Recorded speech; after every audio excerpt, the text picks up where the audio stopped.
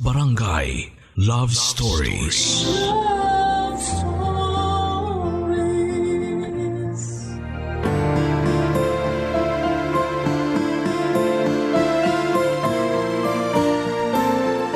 Walang pinipiling kasarian ang pag-ibig.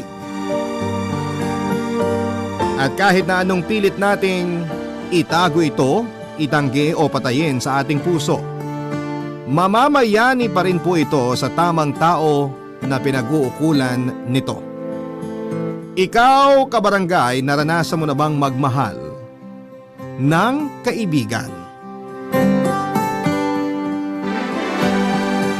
Dear Papa Dudut,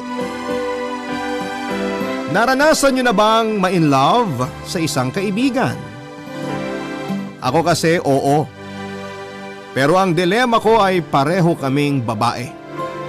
At hindi po yun tanggap ng tatay ko, kaya naman pilit kong kinalimutan ang pagkagusto ko sa kaibigang ito. Pero sa kabila ng lahat, lumipas na ang mahabang panahon, siya pa rin ang sinisigaw ng puso ko.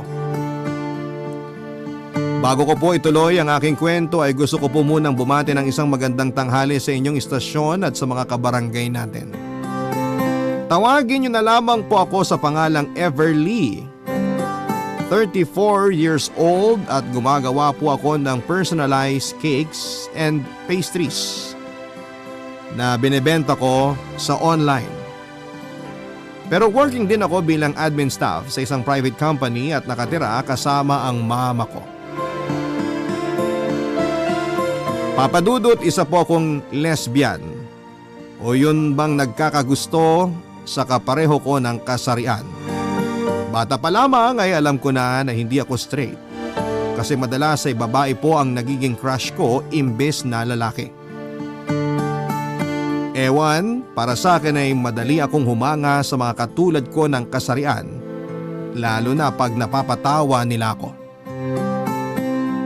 Kumbaga mabilis po nilang makuha ang loob ko samantalang kilalang suplada naman ako at laging nakasimangot pagdating sa mga kalalakihan.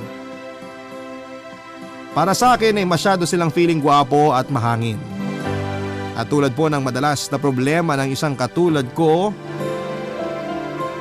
nagwo-worry akong umamin sa mga magulang ko dahil baka hindi nila ako matanggap. Lalong-lalo na po ng papa ko. Mataas kasi ang expectation niya sa akin. Ayaw niyang pagtsismisan ang pamilya namin at bukang bibig niya ang pagkakaroon ng apo sa akin bilang kaisa-isa nilang anak ni mama. Pero hindi ko na rin po natiis na isekreto sa kanila ang totoong katauhan ko kaya isang araw ay umamin na po ako. Pero nagalit po sa akin ang papa ko. Pinagsalitaan ako ng masama at kulang na lamang ay itakwil niya ako, Papa Dudut.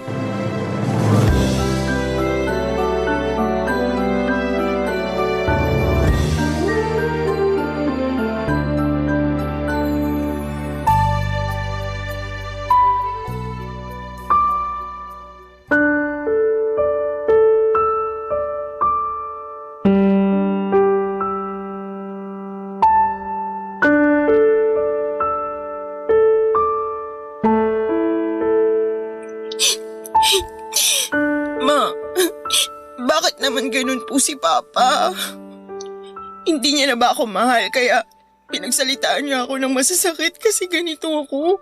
Everly, mahal ka ng papa mo. Siguro nagulat lang siya sa sinabi mo kaya ganun ang reaksyon niya. Nagulat? Pero sinabihan niya ako na salot sa lipunan at abnormal. Tama po ba yun? Anak niya ako. Kung totoong mahal niya ako, hindi niya ako tatawagin ng gano'n kahit na nagulat lang siya o aluma. Anak, hindi mo masisisi ang papa mo. Ikaw lang ang kaisa-isa naming anak tapos babae ka pa. Umaasa siya na magkakaroon ng apo sa'yo pero paano mangyayari yun kung babae rin ang gusto mo? Pag-aasawa na lang po ba at pagkakaroon ng anak ang gusto niyong gawin ko sa buhay ko? Kasi kung oo, sana hindi niyo na lang ako pinanganak sa mundo. Pati ba naman po sa bagay na yun, gusto niyong masunod kayo buong buhay ko wala akong ginawa kundi sundin ang gusto niyo. Sa kurso na kinuha ko, sa university na pinapasukan ko, sa lahat. naging masunuring anak po ako sa inyo ni Papa pero lahat yun wala nang silbi kasi hindi ako straight. Parang ang unfair naman nun, Mama. Naiintindihan ko ang nararamdaman mo, anak, pero katulad ng papa mo, nagulat rin ako. Hindi ko lang kayang sabihin sa iyo mga sinabi niya kasi anak kita. Sana po naisip din ni Papa yan. Kasi parang nakalimutan niyang anak niya ako. Bigyan mo lang ng time ang papa mo na matanggap ang sinabi mo. Malay mo, ma-realize niya na mali ang mga sinabi niyang masasakit sa iyo at matanggap ka rin niya sa dulo. Ako ba, Ma? Tanggap mo? Tanggap kita kasi anak kita. Kahit pagbali-baligtarin mo ang mundo, ikaw pa rin ang Everly ko. Thank you, Ma. Kasi kahit papano napanatag po ang kalooban ko. Sa totoo lang, nagdadalawang isip ako kung sasabihin ko ba sa inyo ni Papa kasi ayaw ko kayong ma-disappoint sa akin eh. Pero hindi ko po kayang magsanungaling sa inyo lalo mga magulang ko kayo. Kahit naman po ganito ako na hindi straight na babae, ako pa rin po ang anak nyo na pwede nyong ipagmalaki sa mga kumare at kumpare nyo. Pangako, hindi ko po kayo bibiguin ni Papa kasi mag-aaral po ako ng mabuti at hindi ako gagawa ng bagay na ikakasira ng pangalan ng pamilya natin sa ibang tao. Ang gusto ko lang po, itanggapin niyo ako kasi malaking bagay yun para sa mga katulad ko. Huwag kang mag-alala. Kakausapin ko ang papa mo. Kung kailangan siyang sermonan para magising siya sa katotohanan, gagawin ko. Kasi kahit ako nasaktan din sa mga sinabi niya sa iyo. Tama ka naman anak, na hindi sa lahat ng pagkakataon ay didiktahan ka namin sa mga gusto mo at sa pagkatao mo kasi may sarili ka ng isip. Magulang kami, oo, pero nandito lang kami para gabayan ka na hindi mahulog sa kasamaan. Pasensya ka na rin sa amin kasi hanggang ngayon nakatali pa rin kami sa lumang tradisyon tungkol sa ang mga kababaihan ay para lang sa mga kalalakihan. Alam namin ng papa mo na moderno na ang panahon at marami na rin nagbago. Siguro kailangan lang naming lawakan ang isip namin at pangunawa tungkol sa mga ganitong bagay. Kung kaya ko lang pong pigilan ang pagkakagusto ko sa kapwa ko babae, sana ginawa ko na nung una pa lang, Ma. Para hindi na po tayo umabot sa punto na ikakahiya niyo ako ni Papa. Pero hindi po yun ganun kadali. Hindi ko kayang gumising isang araw na normal na ako sa paningin niyo at ng ibang tao. Alam niyo, nung unang beses na na-realize ko na hindi ako straight, natakot po talaga ako. Nalungkot. Pero wala naman po akong ginagawang mali. Hindi po ako suwail sa inyo ni Papa. Hindi ako masamang anak. Nag-aaral po ako ng mabuti at ginagalang ko po kayo bilang mga magulang ko. Ang gusto ko lang naman maging masaya kahit na ano pa po ang pagkatao ko. Yan din naman ang gusto namin ng papa mo sa'yo, ang maging masaya ka. Kaya nga anak, kakausapin ko siya. Ipapaliwanag ko ng mabuti sa papa mo na hindi kasalanan ng pagiging tomboy o bakla. Na hindi napipili ng tao kung kanino siya magkakagusto. At hindi lang sa mga lalaki at babae umiikot ang mundo. Thank you po ulit, Ma. Malaking bagay po sa akin ang mga sinabi niyo. Tingnan niyo, naiiyak na naman po ako. Naku, talagang anak ko. Pero ayos lang naman na umiyak ka. Basta tumahan ka rin pagkatapos, ha? Opo, Ma. Pwede ko po ba kayong mayakap? Siyempre, halika. Ang laki-laki na ng unika iha ko, oh. Dati baby na baby ka pa. Baby niyo pa rin naman po ako ni Papa kahit na malaki na ako, Ma. At hindi na po yun magbabago. Aba, oo naman. Basta tandaan mo, Everly, mahal na mahal ka namin ng papa mo. Pero mas mahal kita kasi ako ang nagdala sa'yo sa tiyan ko ng 9 na buwan. Kaya sana wag kang mahihiyang magsabi sa mama mo kung may at hindi ka nangaapak ng ibang tao. Maaasahan mong suporta ko bilang nanay mo. Ang swerte ko naman po kasi nagkaroon ako ng mapagmahal na mama na katulad niyo. Mahal na mahal ko rin po kayo ni Papa. At hindi po yun magbabago. Dahil po sa mga nangyari, matagal bago bumalik ang amor sa akin ng papa ko. Maswerte na nga lang ako dahil maunawain si mama at hindi po siya nagalit sa akin kahit na nalaman niya ang katotohanan tungkol sa aking katauhan sa dibdib. Na may isa kang magulang na nauunawaan ka at hindi nagbabago ang pagmamahal sa iyo. Si mama po ang dahilan kaya kahit may lamat na ang relasyon namin ni papa ay nagpatuloy pa rin ako sa buhay at nagtapos ng pag-aaral. Doon lang po ako regular na ang kinakausap ni papa pero hindi na po namin pinag-usapan ang tungkol sa kasarian ko. Siguro iniisip na lang po niya galit sa akin ulit ay pinangatawanan ko na lamang po ang maling akala niya. Pilit po akong nagpaka-babae, Papa Dudut, hanggang sa nakilala ko si Patrick nang magtrabaho na ako sa isang private company bilang admin staff. Hindi nagtagal ay niligawan po ako ni Patrick at nakuha niya ang loob ko kaya naging kami Papa Dudut. Ipinakilala ko rin po siya sa mga magulang ko bilang boyfriend ko kaya naman tuwang-tuwa sa akin si Papa. Kaya lang hindi po inaasahan ang pagkakasakit ni Papa ng mga panahon na yon matapos naming malaman na may lung cancer siya. Nakagagawa ng mahabang panahon niyang paninigarilyo. 5 buwan lang po ang tinagal ni Papa bago siya bawian ng buhay matapos niyang ma-diagnose. Kaya naman sobrang lungkot po namin ni Mama Papa Dudut. Si Patrick po ang nag-comfort sa akin ng mga panahon na yon. Kaya lalo po ako na in love sa boyfriend ko. Nang mga sumunod na buwan, nag-decide po kaming mag-live-in pero sa bahay kami tumira kasama si Mama. Tumagal po ng ilang taon ang pagsasama namin sa isang bubong na sa una ay maayos.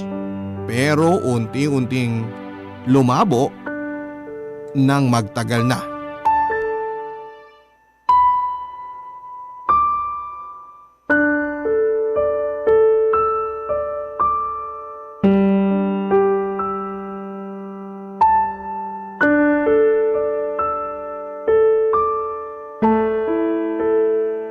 Kailan ka ba nakikialam sa paglabas ko kasama mga barkada ko, Everly? Hindi kita pinakikialaman. Gusto ko lang umuwi ka na kasi baka abutin ka na naman ng madaling araw sa pakikipag-inuman mo sa kanila. Eh ano naman kung abutin ako ng madaling araw? Wala namang pasok bukas, di ba? Wala nga, pero masama ang pakiramdam mo. Sige nga. Ay nako, yun lang naman pala. Kung umasta ka, akala ko makikipag-meeting tayo si Presidente ng Pilipinas. Anong ayun lang pala? Anniversary natin? Mahalagang okasyon yun para sa atin, di ba? Nakalimutan mo naman na dati-rate. Ikaw ang lagi nagpapaalala sa akin tungkol sa araw na yun tapos ngayon ikaw tong nakakalimot? At mas inuuna mo pa talagang ibang tao kaysa sa akin na girlfriend mo. Ikaw na rin na nagsabi. Girlfriend lang kita. Di naman kita asawa at wala tayong anak para lagi kitang unahin at isipin. Kung bakit kasi hanggang ngayon hindi pa rin ako mabigyan ng anak niyang matres mo kahit na ilang taon na tayo nagsasama sa iisang bubong. Tumatanda na ako, Everly. Gusto ko nang maging tatay. Sa palagay mo, ginusto ko na hindi ka bigyan ng anak? Kung makapagsalita ka, parang yun na lang ang silbi ko sa'yo ah. Ganun na lang ba yun? Paanakan nyo na lang kami mga babae? Eh di ba? Kaya nga kayo may matres para magdala ng sanggol na magiging anak naming mga lalaki. Kung nagre-reklamo ka, sana hindi ka nalang babae. Buwisit ka. Ano? Ulitin mo nga yung sinabi mo, buwisit ako? Walang iya ka! Tigilan mo nga yan! Nasasaktan ako! Baliw ka! Di ka titigil ha? Gusto mo masaktan din? O sige! Yan ang dapat sa'yong babae ka! Masyado ka kasing mapanakit! Ang sama-sama mo, Patrick! Ako pa talagang masama? Gusto mo nagdagang ko pa yung sampal ko sa'yo? Sige! Halika rito! Hindi ka pa manahimik ang ingay-ingay mo! Anak ng lintik! Sige! Lakas mo pa para marinig ng mama mo yung atungal mong siraulo ka! Ano ba kasing problema mo? Bakit mo ba ako sinasaktan? Sino bang unang nanakit sa atin? Ikaw, di ba? Pwes gumaganti lang ako. Yun nga lang, mas masakit ang ganti ko kasi ikaw naman na nauna. Ginagalit mo akong babae ka. Tsaka kailan ka pa kasi naging ganyan ka pakialamera? Pakiramdam ko may bantay ako sa mga ginagawa ko kaya nakakairita lalo eh. Paano hindi kita babantayan? Eh kung umasta ka, parang wala kang pakialam sa akin at sa nararamdaman ko. Sa una lang talaga kayo magagaling na mga lalaki tapos pag nagtagal na, kakainin nyo na lahat ng mga sinabi nyo magaganda at matatamis. Ah, ganun pala ha? Gusto mo talagang paduguin ko yung bibig mo para makita mo ang hinahanap mo? Halika! Halika rito! Itiwan mo ko kundi sisigaw ako ng malakas para marinig tayo ni Mama. Nagpakampi ka pa talaga sa nanay mo. Eh kung pag-untugin ko kaya kayo pareho. Ano? Bastos ka! Hindi mo na nirespeto ang nanay ko? Ay nako, dami mo na namang sinasabi. Nakakairita ka na talaga. Mabuti pa matulog na tayo. Pero ayokong tumabi sa'yo kasi nakakabwisit ka. Ikaw pa talagang may ganang mabwisit sa ating dalawa. Tumahimik ka na. Baka gusto mong sa sahig matulog. Di ka nalang magpasalamat, ako na itong mag-a-adjust. Isa pang biro mo, pepekto sa nakitang baliw ka. Napaka nito. Sarap sipain. Kung bakit kasi ang malas ko sa'yo kumpara sa mga asawa at kinakasama ng mga barkada ko. Mababait na, maasikaso pa. Eh ikaw, bungangera.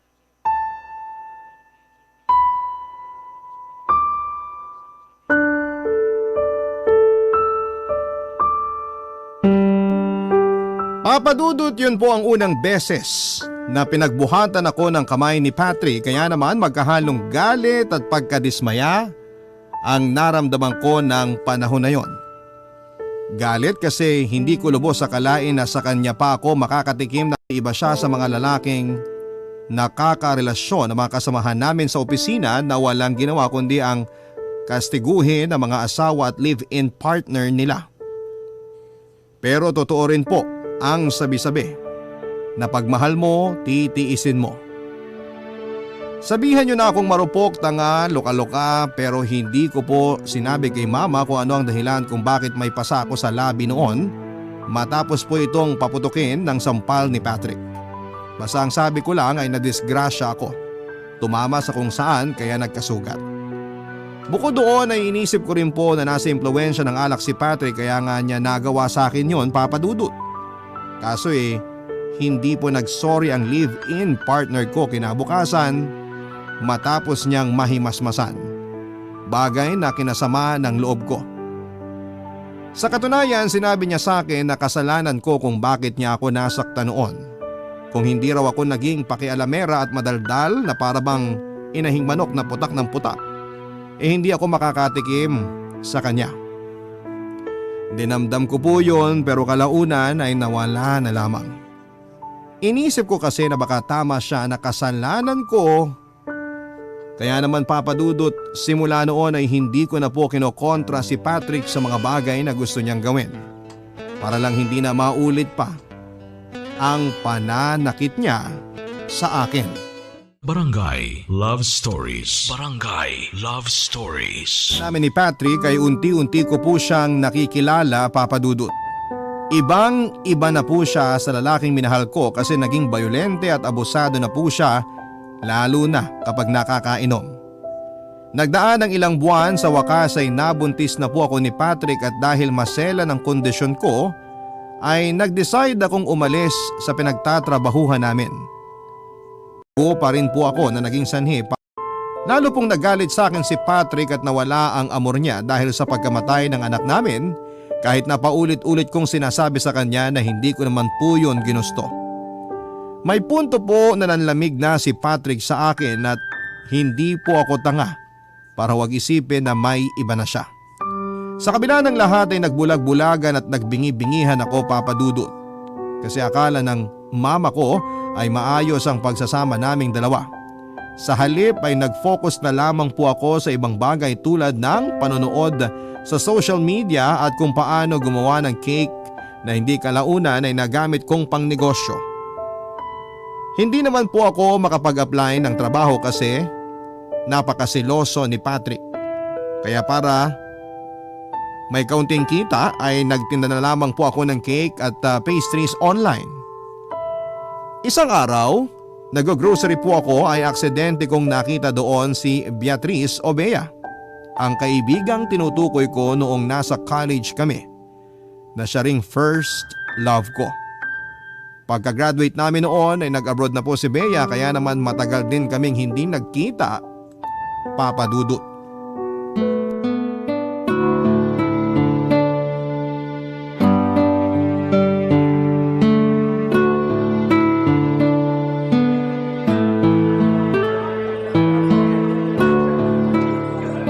Sure ka ah? Hindi ka nagmamadali? Oo. Hindi naman. Tsaka wala naman akong gagawin masyado sa bahay kaya ayos lang na dumito muna tayo. Mabuti nakauwi ka na sa Pilipinas. Yeah, pero nandito lang ako para magbakasyon ng ilang buwan. May a-attendan kasi akong sandamakmak na reunion ng family namin, both mother and father side. Medyo malapit na magtampo sa akin sina mama at papa. Kaya pinagbigyan ko na. Miss ko na rin sila eh. Pero mas na-miss kita, Everly. Ha? Ako rin, namiss kita, Bea. Masaya talaga ako kasi nakita kita ngayon sa grocery. Ang daya mo kasi. Mukhang nag-deactivate ka na ng Facebook tapos nagpalit ka na ng number. Saan na lang kita kukontakin yan? Grabe parang walang pinagsamahan. Pero joke lang. Alam ko naman na busy ka na rin sa buhay mo since graduate tayo. May asawa ka na ba? Anak? May kinakasama ako, si Patrick, pero wala pa kaming anak. Meron sana, pero nakunan ako. Ganun ba? I'm sorry. Pero bakit hindi mo kasama si Patrick ngayon? May trabaho siya, tsaka may tampuhan kami, kaya ayun. Sandali. Ano yung nasa braso mo? Ha? Wala to. Anong wala? Parang pasa eh. Patingin nga. Wala talaga to, Bea. Hindi mo ako maluloko. Kagagawan ba ni Patrick kaya ka may pasa? Hindi, ano lang to. Tumama sa kanto ng mesa nung naglilinis ako. Yumuko kasi ako para mawalisan yung ilalim eh. Kaso, yun nga. Di rin kasi ako nag-iingat eh. Mabilis pa naman ako magpasa. Nag-aalala lang naman ako kasi nabanggit mo na nagkatampuhan kayo ng live-in partner mo. Pero wag mo sanang isipin na nanghihimasok ako sa relasyon nyo Hindi ko naman iniisip yun. Tsaka, masaya ako kasi ganyan ka pa rin kung mag-worry sa akin. Katulad ng dati. Hindi naman nagbagong pagkakaibigan natin kahit na matagal na panahon ang nagdaan. Para sa akin, ikaw pa rin yung Everly na ka-close ko nung college. Maiba tayo. Kumusta ka naman sa Canada? Yung work mo? May, asawa ka na ba? Wala. Saka alam mo namang hindi ako mahilig sa lalaki, no? Pero wala rin akong girlfriend kasi ewan ko ba, parang nakakatamad. Bakit naman nakakatamad? May ganun ba? Oo, may ganun. Pero kasi ibang-iba rin ng mga babae dun sa Canada. Kumbaga, hindi ko masyadong feel. At saka masyado rin ako naging busy sa work kaya nakalimutan ko ng paglandi. Siguro naman meron ka ring naging girlfriend kahit paano kasi imposibleng wala. Sa ganda at charismatic mong yan. Nung college nga, ang dami nagkakagusto sa'yo ng mga babae at lalaki. Naaalala mo pa pala yun? May naging girlfriend naman ako after nating graduate at nung pumunta ako sa Canada pero di rin kami nagtagal. At huwag mo nang tanungin kung bakit kasi nakalimutan ko ng reason ng breakup namin. Chick girl pala tong kaibigan ko. Hoy, sobra ka naman. Matagal na naman yun saka sabi ko nga, tinatamad na akong mag-girlfriend. Focus ako ngayon sa career at sa family ko. Sige, sabi mo yan ha? Oo naman. Okay, pero masaya rin ako na nagkita ulit tayo. Unexpected tapos parang walang pinagbago. Sa true. Sige, kwentuhan mo pa ako ng tungkol sa'yo. Kumusta na pala ang mama mo? Okay naman si mama, healthy siya. Yun na lang talaga pinagpapasalamat ko sa Diyos kasi ang hirap mawala ng magulang. Sabihin mo ng selfish pero gusto kong humaba pang buhay ni mama para matagal ko pa siyang makasama. Kasi ganyan din ang pinagdadasal ko para sa mga magulang ko. Ikaw na ang nagsabi, mahirap mawalan. Tungkol nga pala sa bagay na yan. Condolences ha. Sorry, hindi ko alam kung paano ka ako kontakin nung nalaman ko sa iba nating classmate na wala ng papa mo. Okay na yun, ano ka ba? Tsaka thanks. Matagal na rin naman. Ang tapang mo? Hanga ako sa'yo kasi kinaya at kinakaya mo. Kayo ng mama mo. Siyempre, ganun talaga pag nasa dugo mo na ang katapangan. Nak, siyabang natin ah. Nasa dugo mo rin ba yon? Oh, yung sama mo. Biro lang, ikaw naman. Sa totoo lang ay nahihiya po ako kay Bea kasi ako po ang nag-decide na huwag nang makipag-communicate sa kanya noon para maiwasan ang paglala ng feelings ko. Bukod doon ay ayaw ko na pong magkatampuhan kami ni Papa kaya ginamit kong paraan ng pag-alis niya sa Pilipinas upang tuluyang kalimutan siya. Classmate at kaibigan ko po si Bea, maganda, matalino at out and proud na lesbian po siya. Kabaligtaran ko Papa Dudut kaya naman inggit na inggit po ako sa kanya kasi tanggap siya at mahal ng sarili niyang pamilya. At noong nagkita nga kami ay doon ko napatunayan na hindi pa po tuluyang nawawala ang nararamdaman ko para sa kanya. Pero alam kong mali na palawigin ko pa yon dahil may karelasyon ako. Kaya naman sinantabi ko ang pagkagusto ko para kay Bea. Sa kabila ng lahat ay hindi po nagbago ang turingan namin sa isa't isa kahit na nagdaan ng mahabang panahon. Kung close kami noon bilang magkaibigan, mas naging close pa po kami matapos naming magkita. Sinabi niya sa akin na nasa Pilipinas lamang siya para magbakasyon at masaya siya dahil nagkita kami. Sa katunayan, nagsimula na kaming mag-usap ni Bea sa chat at sa kanya po ako humingi ng relationship advice, Papa Dudut, matapos kong ma-open up ang mga gusot sa relasyon namin ni Patrick. Pero hindi po kasama doon ang pananakit niya dahil ayokong maging masama sa mata ng iba ang live-in partner ko. Kaso kasabay nito ay lumala pa po ang pang-aabuso sa akin ni Patrick. Dumalas na po ang pamimisikal niya sa akin, Papa Dudut, na may kasamang masasakit na salita. Sa totoo lang, hindi ko na magawang sundin ang mga advice sa akin ni Bea para maisalba ang relasyon namin ng live-in partner ko dahil ang gusto ko na lamang ng panahon na yon ay kumawala sa pagsasama naming dalawa, Papa Dudut.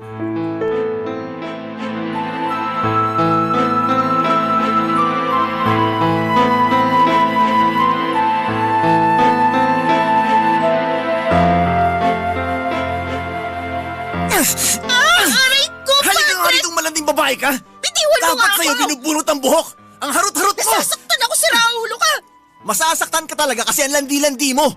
Kundi ka ba naman karengking eh? Bakit ka di-display dyan sa labas tapos maririnig ko pang sinisipulan ka ng mga lalaki dyan sa kanto? Hoy Patrick! Anong ginagawa mo sa anak ko? Bitiwan mo kasi Everly! Huwag mong masaktan-saktan ang anak ko, demonyo ka! Ako pa talaga ang demonyo ha? Tinanong niyo na ba yung anak niyo kung anong kasalanan niya? Kaya ako siya nasasaktan ngayon? Sige, tanungin niyo para malaman niyo. Kahit na ano pang kasalanan ni Everly, wala ka pa rin karapatang pagbuhatan siya ng kamay. Kalalaki mong tao tapos pumapatol ka sa babae. Anong klaseng tao ka? Anak, ayos ka lang ba? Saan ang masakit? Ay nako, hindi ka lang haliparot, madrama ka pa. Sige, magpaawa ka sa nanay mo. Tumahimik ka na, Patrick! Wala akong ginagawang masama sa'yo. Masyado ka lang ilusyonado. Tsaka hindi ko naman kontrolado ang ugali ng mga tao sa labas ah. Hindi ko intensyong kunin ang atensyon nila kaya wala kang karapatang pagbintangan ako ng malandi o haliparot. Ang kapal ng mukha mo. Sa ating dalawa, ikaw nga tong harap-harapan kong mambabae. Ano ba pinagsasabi mo? Alam mo, wag mo sa akin ibalik yung katarantaduhan mo ha. Ikaw ang tarantado! Akala mo ba ganun ako kainutil? Akala mo, hindi ko ramdam na kaya ka nanlalamig sa akin kasi meron ng ibang nagpapainit sa'yo? Hindi lang ako umiimik, Patrick. Kasi akala ko magbabago ka pero umasa lang ako sa wala. Huwag mo nang subukang magkaila kasi marami akong hawak na ebidensya. Doon pa lang sa polo shirt mo na may lipstick, alam kong may iba ka na. Sige, itanggi mo. Isasaksak ko yun sa baga mo. Di ka makapagsalita kasi totoo.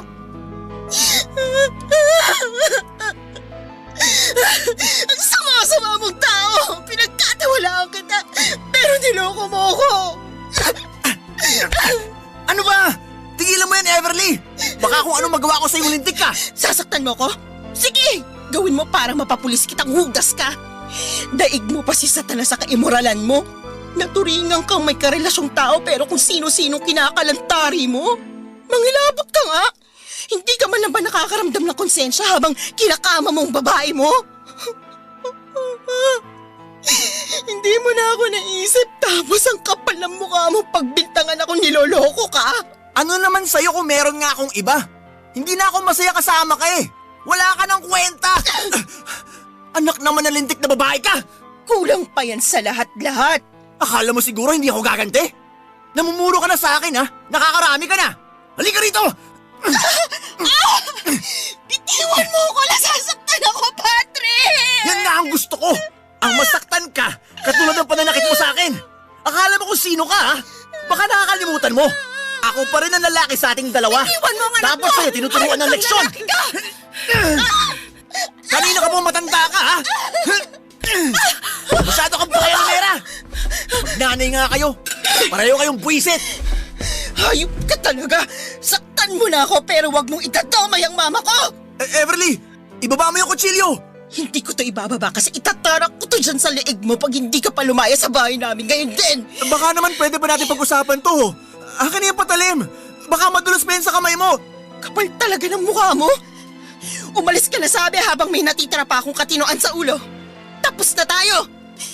Ayoko nang makisama sa tulad mo!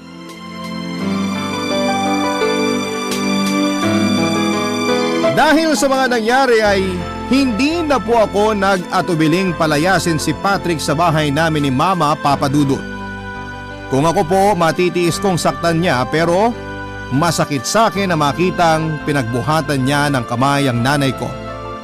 Para po siyang walang respeto sa babae at matanda. Kaya bago pa may mangyaring masama sa aming mag-ina ay tinapos ko na ang araw na yon ang pakikipagrelasyon namin sa bawat isa. Nakipaghiwalay na po ako kay Patrick Papadudut at si Bea po ang naging karamay ko ng panahon na yon. Nagsilbi po siyang mabuting kaibigan sa akin na lagi kong iniiyakan sa tuwing naaalala ko ang sakit mentally and physically na iniwan sa akin ni Patrick.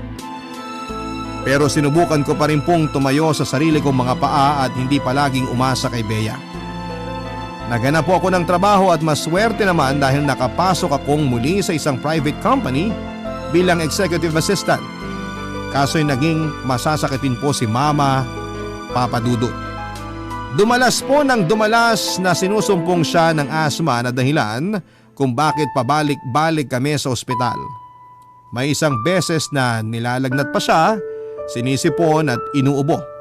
Kaya naman na-confine siya ng ilang araw. Nang mga panahon na yon ay hindi po nawala si Bea sa tabi ko.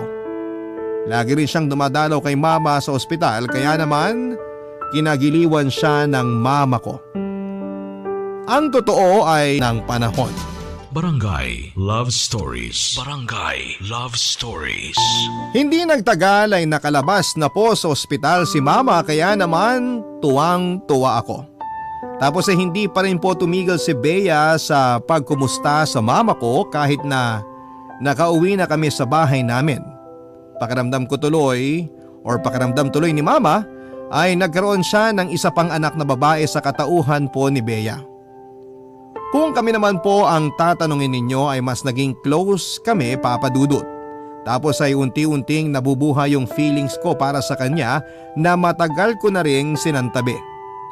Hindi naman po kasi mahirap mahalin si Bea dahil nasa kanya na ang lahat. Bukod doon ay single siya at naikwento niya sa akin na matagal na simula nang maghiwalay sila ng huli niyang girlfriend na isang Canadian citizen. Lumipas pa nga po ang ilang linggo ay nabalitaan ko kay Bea na babalik na siya sa Canada dahil may trabaho at small business pa siyang naiwan at kailangan balikan doon, Papa Dudut.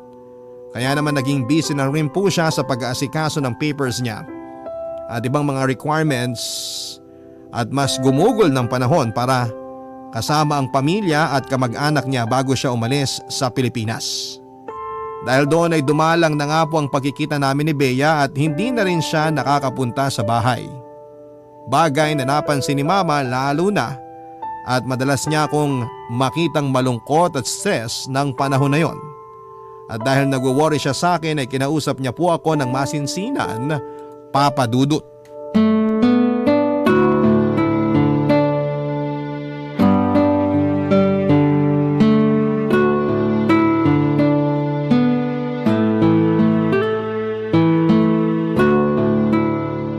Nak, bakit parang hindi na dumadalaw dito sa bahay si Bea? Namimiss ko na siya kamo. Baka naman pag may oras siya, pwede siyang pumunta rito para may pagluto ko siya ng paborito niyang ginataang bilo-bilo at biko. Grabe, ma. Buti pa si Bea ipagluluto nyo. Paano po ako? Ako kaya ang anak nyo sa aming dalawa.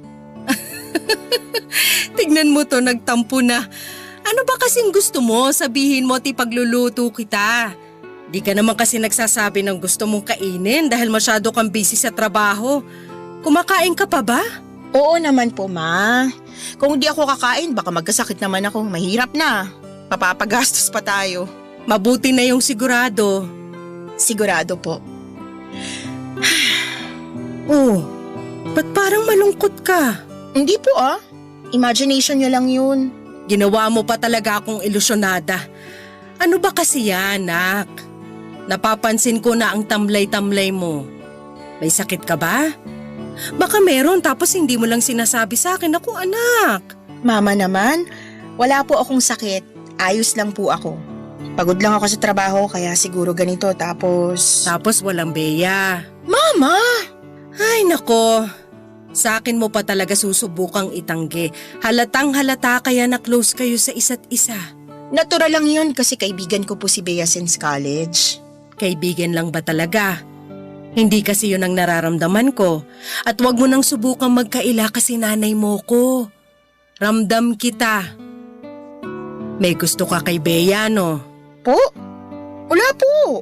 Naku naman. Opo. Meron nga po pero wag na lang kayo maingay ha.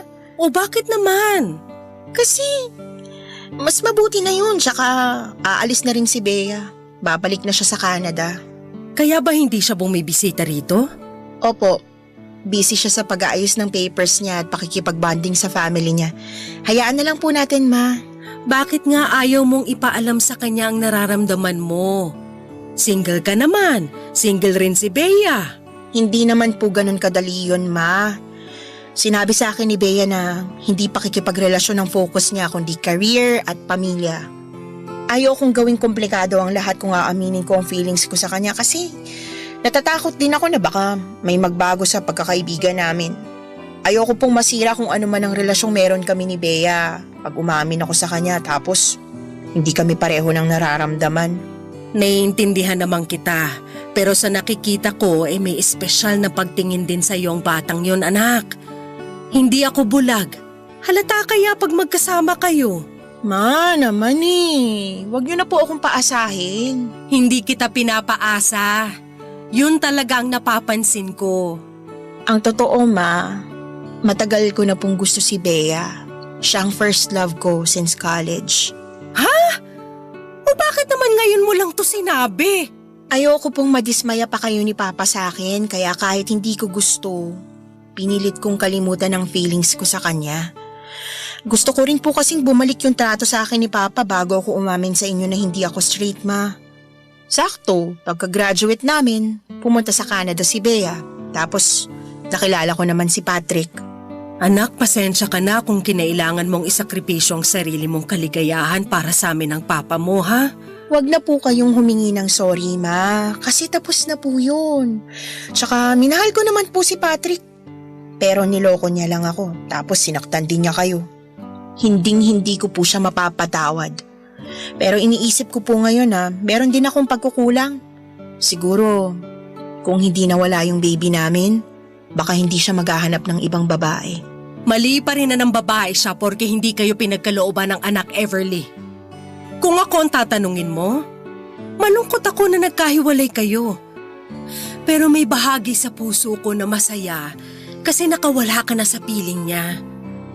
Hindi ka dapat magkaroon ng kinakasama na mapanakit at manloloko. Siguro langit na lang talaga ang nagdesisyon na paghiwalayin kayo.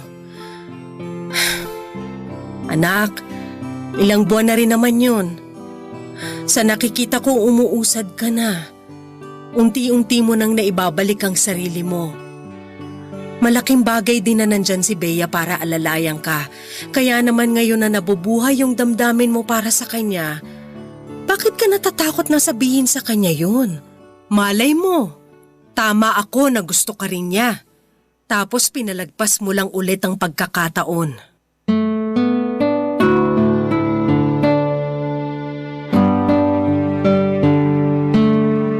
Papa Dudut, alam ko pong may point si Mama pero natatakot pa rin po akong sumugal.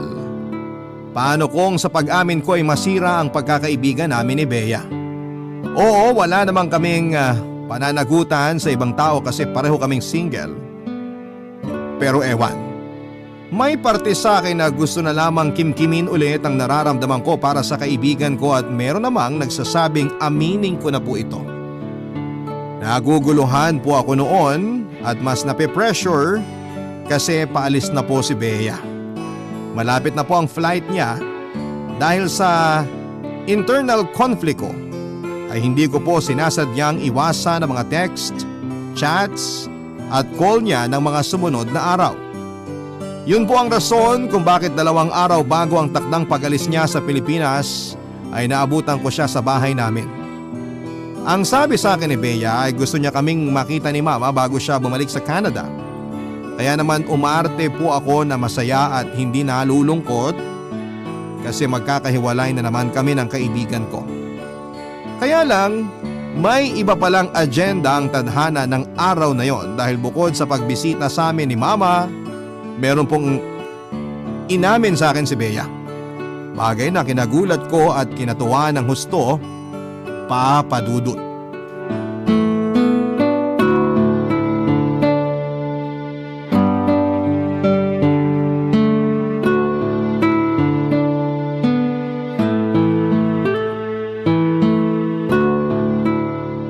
Grabe, mamimiss ko talaga si Mama pag bumalik na ako sa Canada. Kasi parang naging dalawa na ang mama ko sa katauhan niya. So sa lagay, si Mama lang pala ang mamimiss mo. Paano naman ako? Siyempre, mamimiss din kita. Unang-una pa nga eh. Wow naman. Sige, sabi mo yan. Everly, may problema ba tayo? Ha? Anong problema natin? Sagutin mo na lang kasi ako. Wala tayong problema, ikaw talaga. Overthinker yan. Hindi mo ako masisisi. Bigla mo na lang hindi sinagot ang mga call and text ko. Tapos, scene zone mo lang ako sa chats. Nag-alala tuloy ako na baka may kasalanan ako sa'yo kaya parang iniiwasan mo na ako ulit. Ano bang pinagsasasabi mo? Siyempre wala akong kasalanan. Busy lang talaga ako this past few days sa work. Ganun ba? Mabuti na yung klaro. Kasi natatakot ako na baka hindi mo na naman ako kausapin kagaya ng dati. Everly, may gusto pala akong sabihin sa'yo na matagal ko na dapat sinabi. Ano yun? Bakit parang kinakabahan naman yata ako? Sira, umayos ka nga. Wala ka pa nga eh. Dali na, sabihin mo na kasi. Gusto kita. Ha? Sabi ko, matagal na kitang gusto. Siguro nga hindi lang gusto. Kasi matagal na kitang mahal simula pa nung nasa college tayo. Pero hindi ko na nasabi sa'yo dahil mukhang hindi ka naman interesado sa akin. Tapos natakot pa ako na i-reject mo. Mas hindi ko kakayanin na iwasan mo ko o pandirihan kaya hindi na ako sumugal. Tapos akala ko nung nagpunta ako sa ibang bansa at nawalan tayo ng communication, akala ko nawala na rin ang feelings ko sa'yo pero nagkamali ako.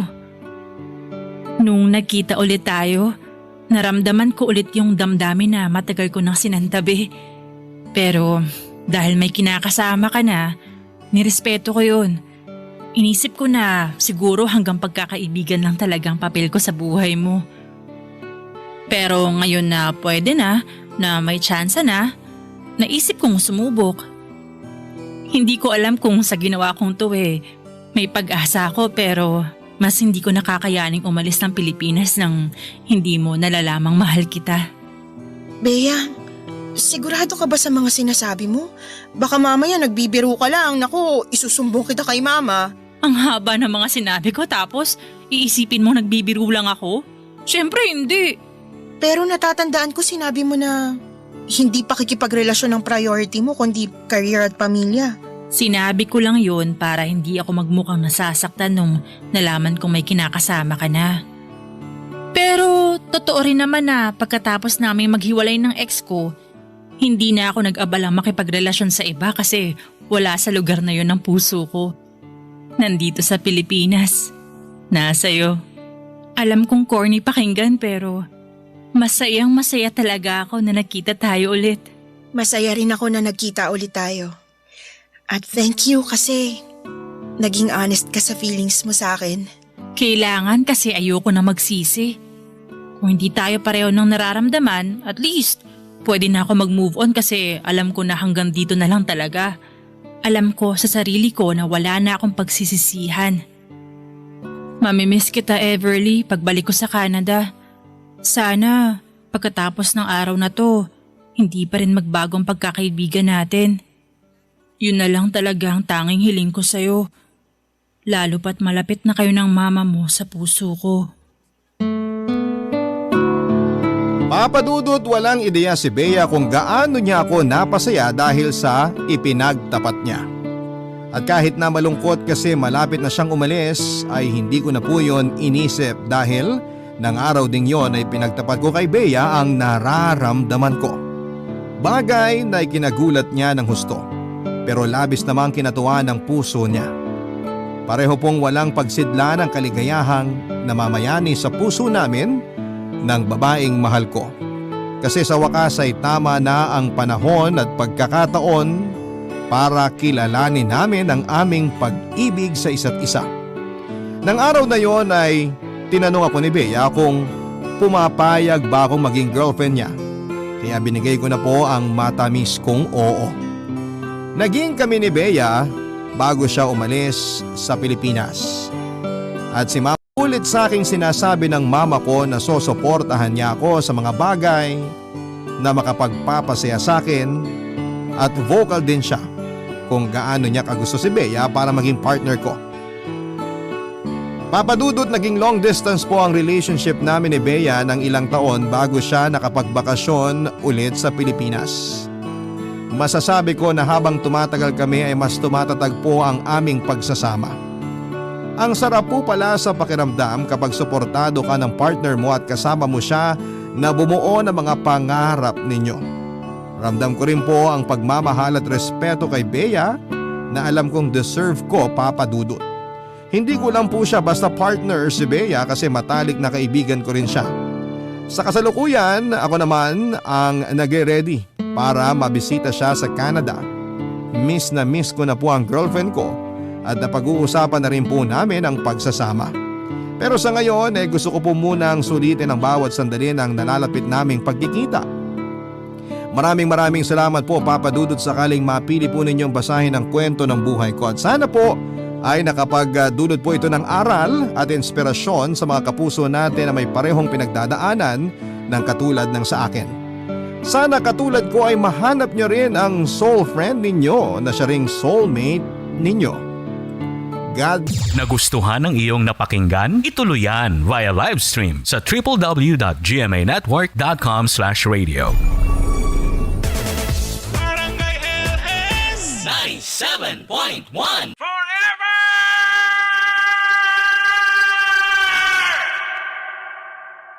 Ang mga kwento ng pag-ibig, kwento ng buhay at kwento ng pag-asa dito sa Barangay Love Stories. Love Stories.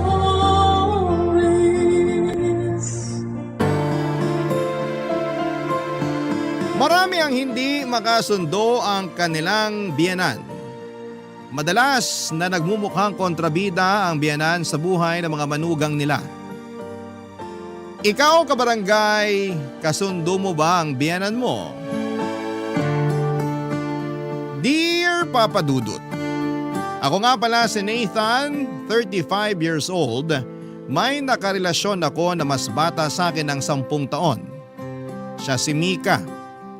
Baka iniisip ninyo na mahirap makipagrelasyon sa isang taong malayo ang agwat ng edad sa'yo. Pero hindi totoo yon sa sitwasyon namin ni Mika. Excited nga ang naging relasyon namin dahil marami kaming natutunan sa bawat isa dahil sa pagkakaiba ng henerasyon. Mature din mag-isip si Mika kaya hindi ko kinailangang problemahin kung maintindihan niya ako sa tuwing nagkakaroon kami ng problema.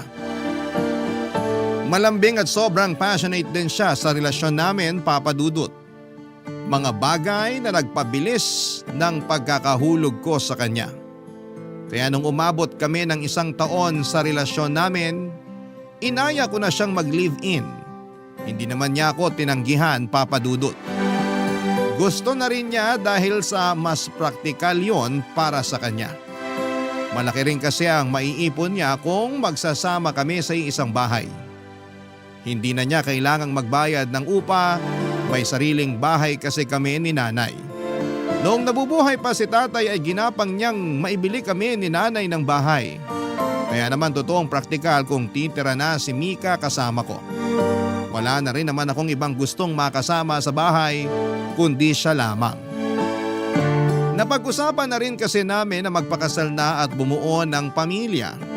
Kaya naman nagpursige si Mika na makaipon ng malaki para pangtulong sa mga pangarap namin. Ganon din naman ako, Papa Dudut. Malaking inspirasyon si Mika para magkaroon ako ng ilulook forward sa future. Ganon ko siya kamahal. At alam ko noon na magiging masaya ang pagsasama namin sa iisang bahay. Hindi ko na rin kasi kayang mabuhay nang hindi siya nakakasama palagi. Ewan ko ba kung bakit ako tinamaan ng ganon kay Mika. Basta alam kong mahal ko siya at mahal niya ako, Papa Dudut. Yun naman ang importante sa lahat, sa pakiwari ko.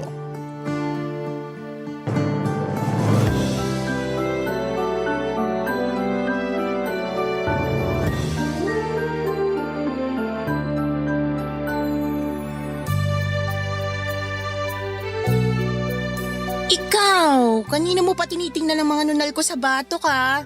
Hindi yan mawawala. Nandyan na yan forever. Binibilang ko lang. Baka kasi may tumakas.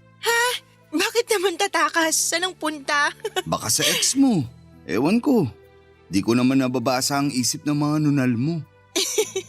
Pinagbawalan ko na silang bumalik sa ex ko. Toxic dun. Stressed madalas sa mga nunal ko kapag nakikita ang ex ko. Kapag masasalubong natin ang ex mo, magsuot ka ng scarf sa leeg mo ha. Para hindi nila makita ang ex mo. Baka mamaya mag-relapse sila tapos pilitin kang bumalik doon. Tapos iiwan mo ako. Alam mo, hindi ko na alam kung nagbibiro ka pa o seryoso na yung iniisip mong magre-relapse ang mga nunal ko. Mahal lang kasi talaga kita. At mahal din kita. Yung mga nunal mo, natanong mo na ba kung mahal din nila ako? Hindi kami nakakapag-usap lately. Busy sila sa pagdikit sa bato ko. Pero nafe-feel ko namang mahal ka rin nila. Bigyan mo lang sila ng time. Yan ang gusto ko sa'yo eh. Patol ka sa mga kalokohang sinasabi ko. Heto na naman siya. In love na naman po sa akin. Masisisi mo ba ako? Ang sarap mo kayang mahalin. Alam mo kung ano pa yung mas masarap? Teka, parang gusto ko yung pupuntahan niya na. Ano ba? Ano ba yung mas masarap pa? Halika, dikit ka sa akin para maibulong ko sa'yo. Exciting! Nathan, anak! Ay, pasensya na kung pumasok ako agad sa kwarto nyo. Ihahatid ko lang tong nilabhan kong damit nyo. Salamat, Nay. Sa susunod po, iwan nyo na lang sa labas ng pintuan ng kwarto namin. Ako na lang ang kukuha para hindi na kayo pumasok. Baka kasi daanan ng ipis. Bihira pa naman kayong lumabas ng kwarto nyo. O kaya kahit iwan nyo na lang sa sofa. Hindi naman natin madalas ginagamit yung sofa. Itambak nyo na lang po ron. Kukunin ko pag bababa ako. Kakatok na lang ako sa susunod para hindi na tayo magkagulatan.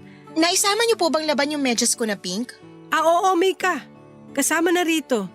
Hindi ko lang natanggal yung dumi sa talampakan. Saan ka ba kasi tumapak? Kahit anong kuskus ko ayaw maalis eh. Hindi niyo lang siguro maayos na nalaban. Hayaan niyo na po.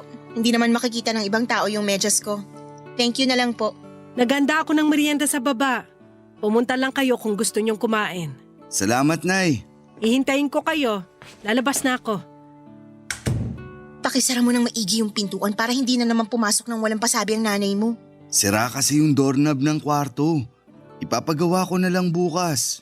Dapat ma-realize ng nanay mo na mali yung papasok ka na lang bigla sa kwarto ng isang tao nang hindi man lang kumakatok. Ganyan na kasi ang ginagawa ni nanay dati pa kapag nag-aatid ng labada sa akin o kaya kapag may kailangan. 60 years old na kasi si nanay. Kung ano yung nakasanayan niyang ginagawa, mahirap nang baliin. Intindihin na lang natin. Paano kapag maabutan niya tayo nakahubad? Ano na lang ang mukhang ihaharap ko sa kanya tuwing mag-aalmusal? Hayaan mo, ipapagawa ko na yung saraduan ng pintuan. Mas magandang kausapin mong nanay mo. Hindi tamang ginagawa niya. Nakakairita kasi yung ganyan. Walang respeto sa privacy ng tao. Huwag nang masira ang mood mo. O sige, kakausapin ko mamaya si nanay. Pero wag mo sasabihin na ako nag-utos sa'yo ha. Baka mas lalo niya akong kainisan. Ha? Hindi naman naiinis sa'yo si nanay. Mabait siya. Ramdam ko kaya na ayaw niya sa akin. Malakas ang kutob ko. Hindi lang kasi kayo masyadong nag-uusap. Lagi kasi tayong nakakulong dito sa kwarto. Advantage ng work from home. Kung pwede nga lang na huwag ka nang ilabas sa kwarto na to para magyakapan na lang tayo minu-minuto. Gusto ko yan. Ituloy na natin yung nabitin kanina. Nakakainis kasi yung nanay mo. Nabitin tuloy tayo. Papa Dudut, 20 years old ako noong namatay ang tatay ko. Bago niya kami iniwan, sinigurado niyang magiging komportable ang buhay namin ni nanay. Bukod sa bahay ay iniwanan din niya kami ng sapat na halaga para matustusan ang mga pangangailangan namin hanggang sa makahanap ako ng trabaho. Ako na ang nagpatuloy ng obligasyon kay nanay mula nung nagkatrabaho ako sa call center noong 22 years old ako. Kami na talaga ni nanay ang nagkasama hanggang lumagpas na ako ng 30. May mga naipon na rin ako para sa nanay ko para kung sakaling makapag-asawa na ako ay meron siyang sariling pera.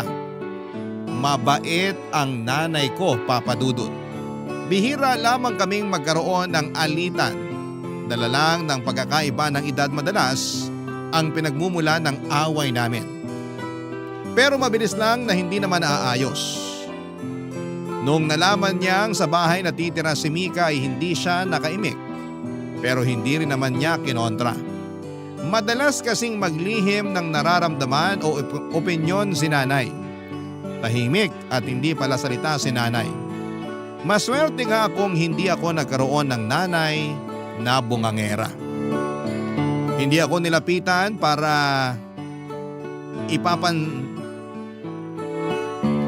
ipasa sa akin ang mga naiisip niyang problema. Kaya hindi ako bumukod kahit nung nagkaroon na ako ng trabaho. Bukod sa mas praktikal, kailangan ko rin si nanay sa buhay ko. Lahat ng gawaing bahay ay siya ang umaasikaso. Kahit ilang beses ko siyang sinabihan na kumuha na lamang kami ng kasambahay para hindi na siya mahirapan. Hindi rin siya nakinig, Papa Dudut. Gusto niyang laging gumagalaw para daw hindi masanay ang buto niyang nakapirmi lang sa isang pwesto hanggang sa maging marupok na yon. Hinayaan ko na lamang siya. Alam kong yun din ang paraan niya para ipakitang mahal niya ako, Papa Dudut.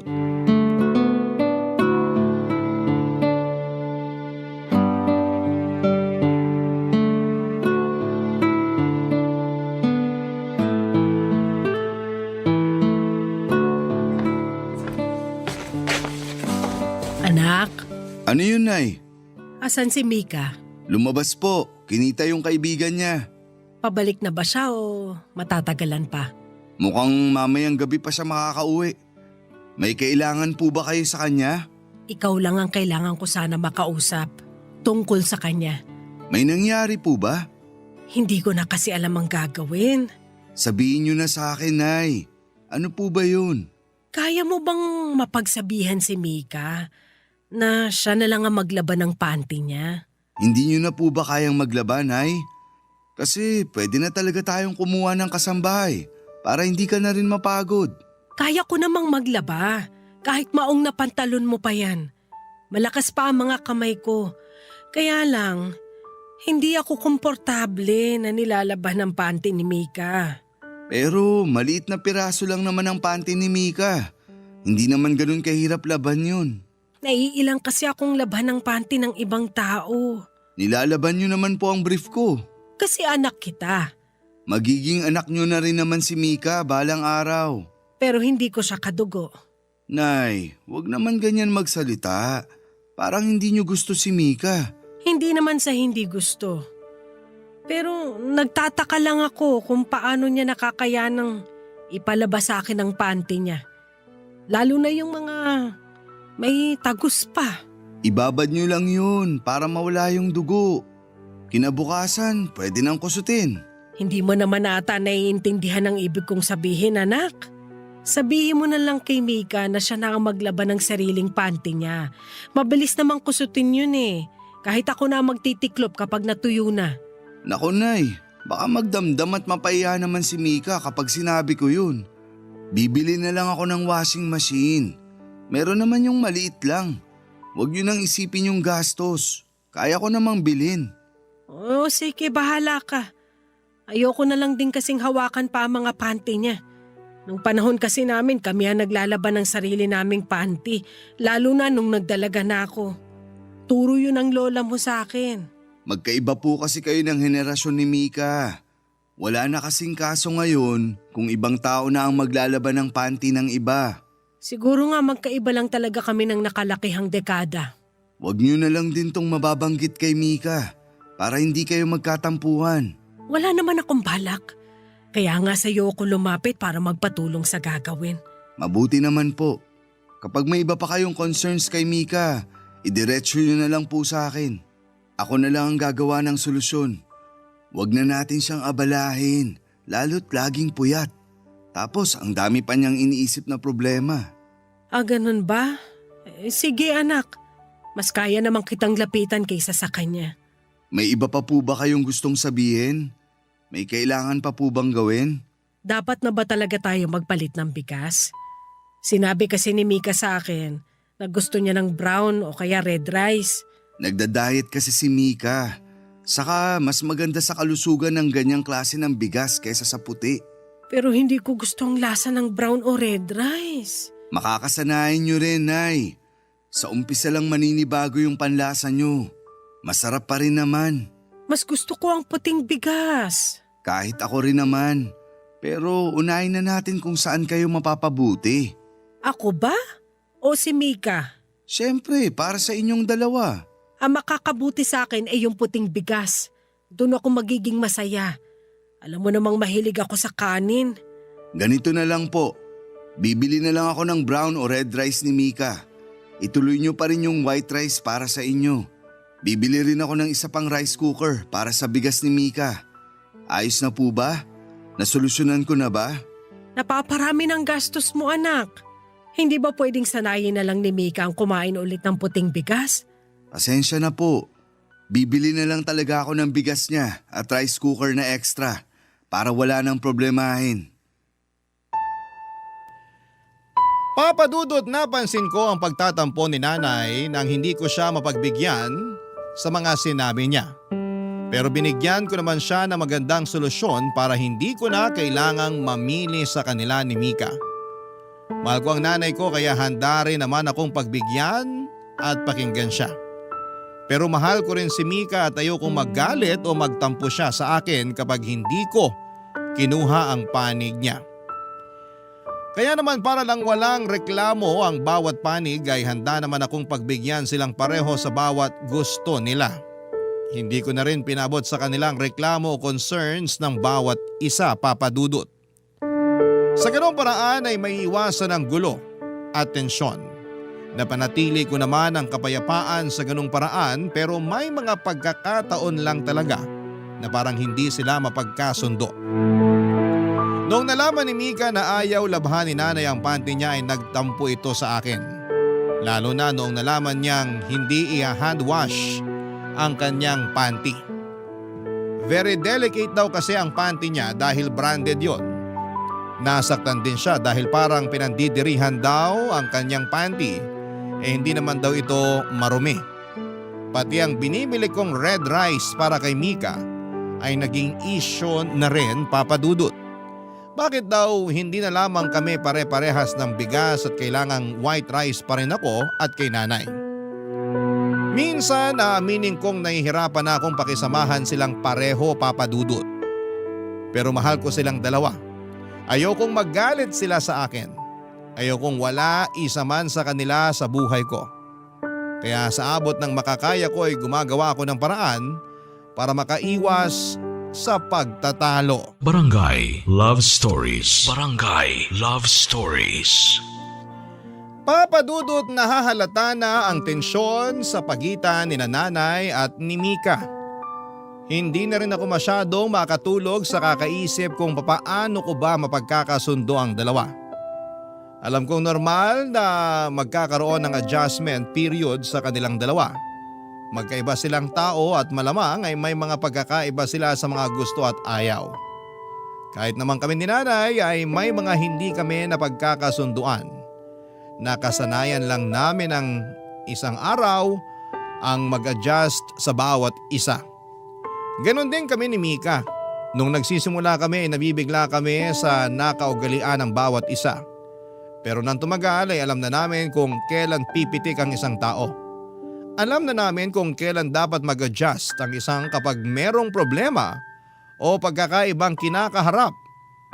May kalahating taon nang nakatira si Mika sa amin. Imbis na umayos ang lahat ay mas lalo lang siyang napapalayo ang loob kay nanay. Ganon din si nanay sa kanya, Papa Dudut. Minsan nagpapanggap na lamang ako na kunwari ay hindi ko alam ang issues nila sa bawat isa. Kunwari ay hindi ako apektado.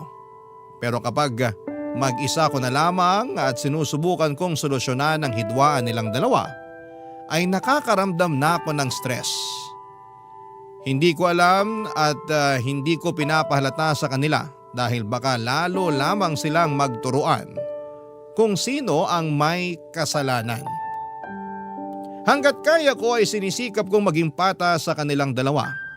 Hanggat kaya ko ay sinusubukan kong intindihin ang mga hinaing nila. Pero tao lang din ako. Hindi oras-oras ay kaya kong umunawa. Yun sana ang makita nila, Papa Dudut. Hindi ko sila kayang asikasuhin ng sabay at kalimutan ang sarili ko. Pero sa nangyayari, nabibitawan ko na ang sarili ko, wag lang silang magkagulong pareho. Tulad na lamang nung minsang napag-usapan ng para sa kaarawan ko. Masaya naman sana kaming kumakain lang ng tanghalian pero nabago ang lahat nang mapadako na ang usapan sa birthday ko.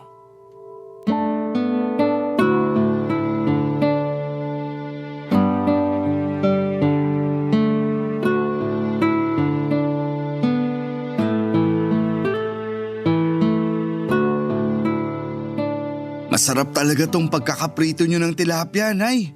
Buo pa ang balat. Crispy pa. Oo nga po, tita. Kapag nagpiprito kasi ako, dumidikit yung balat ng isda sa kawali. Ang sikreto kasi riyan e painiting maigi yung mantika at budburan ng konting harina ang mantika para siguradong hindi didikit sa kawali. Ah, ganun pala yon. Masubukan nga sa susunod. Perfect din tong mayonnaise na may halong bagoong. Mas masarap pa sana yan kung may isasabay kayong kamatis. Sayang hindi ko napansin na bulok na pala yung kamatis sa ref. Sa susunod na lang. Thank you, Nay. Ang perfect din ang pagkakaluto nyo ng bigas.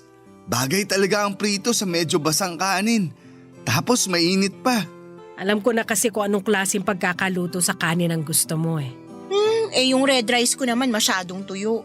Pasensya ka na, Mika. Hindi ko kasi gamay magsaing ng red rice. Buong buhay ko puro white rice ang niluluto ko para sa pamilya ko eh. Sinabi ko naman po sa inyo na bawat isang cup ng bigas dapat 2 cups ng tubig ang ihalo para hindi tuyo. Tsaka dapat pinapaabot ng 45 minutes ang pagluluto. Mas komplikado kasi itong iluto kaysa sa white rice. Hayaan mo sa susunod ayusin ko na. Subukan mo na lang munang tikman tong white rice na sinaing ni Nanay. Hindi ka magsisisi. Kailan mo ba ako nakitang kumain ng white rice? Oo nga pala, Nathan. Birthday mo na pala sa katapusan. Tumatanda na ang anak nyo, Nay. Ipagluluto kita ng mga paborito mo. O-order na rin ako ng paborito mo sorbetes kina Manong Larry para mapagsaluhan ng mga bisita mo. Sabihan mo lang ako kung ilan ang iimbitahin mo para masakto ko sa ipapamalengke. Nay. Saka magsabi ka na rin. Kung rerentahan pa natin yung videoke ng kumari ko, baka maunahan tayo. Mas magandang maaga pa lang makapagbayad na tayo. Nay, Hindi mo pa ba sinasabi sa nanay mo? Sabihin ng alin. Sa Tagaytay po namin isi-celebrate ni Nathan ang birthday niya. Pwede bang dalhin doon yung mga lulutuin ko? Pati yung sorbetes na o-ordering ko? Ay hindi na po, may resto kaming pagkakainan doon. Para hindi na rin kayo maabala. Ang hassle din po kasi magluto ng maraming handa. Wala namang kaso sa akin eh. Lagi ko talagang pinagluluto si Nathan tuwing birthday niya. Walang palya yun. Hindi ba, Nathan? Pero wala namang masama kung may pagbabago sa birthday ni Nathan. Tsaka gusto niyang sa Tagaytay kami mag-celebrate. Di ba Nathan? Magastos sa Tagaytay. Magastos din po magluto ng maraming handa at magrenta ng videoke. Pero magiging masaya naman si Nathan. Paborito ni Nathan ang Tagaytay. Sigurado akong magiging masaya siya ron. Di ba Nathan? pareho namang pwede sa akin. Pareho akong magiging masaya sa sorbetes at Tagaytay. Mananawa ka sa ice cream sa Tagaytay. Iba't ibang flavor at siguradong malinis pa. Kung yan ang desisyon nyo para sa birthday ni Nathan, edi yan na. Pasensya, Nay, kung di ko agad nasabi. Ayos lang yun. Nabigla lang ako.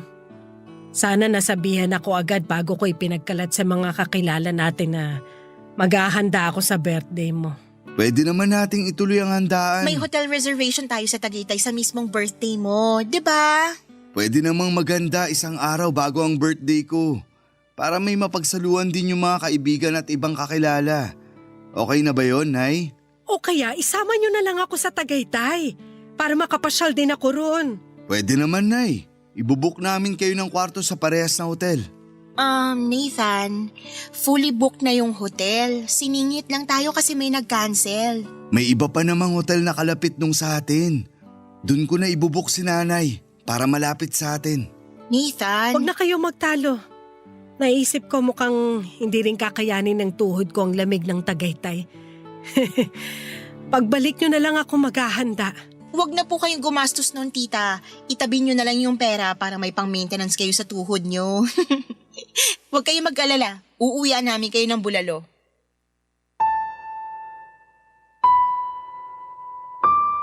Papa Dudut, hindi ako makatingin noon kay nanay dahil sa napag-usapan.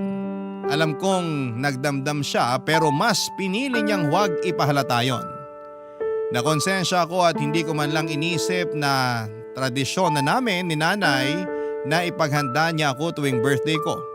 Lalo na yung pag-order ng sorbetes. Noong bata kasi ako'y mahilig ako sa sorbetes na binebenta ng pamilya ni Mang Larry. Kaya sinisigurado ni nanay na makakakain ako at ang mga bisita ko ng sorbetes. Hanggang sa nagbinata na ako ay patuloy pa rin si nanay sa tradisyon na yon. Unang beses na hindi ako makakasama ni nanay sa birthday ko. Unang beses na hindi ko makakain ng sorbetes na bibilhin nito. Hindi ko maintindihan ang nararamdaman ko noon, Papa Dudut, at gusto kong makasama at makasalo si Mika sa birthday ko sa Tagaytay.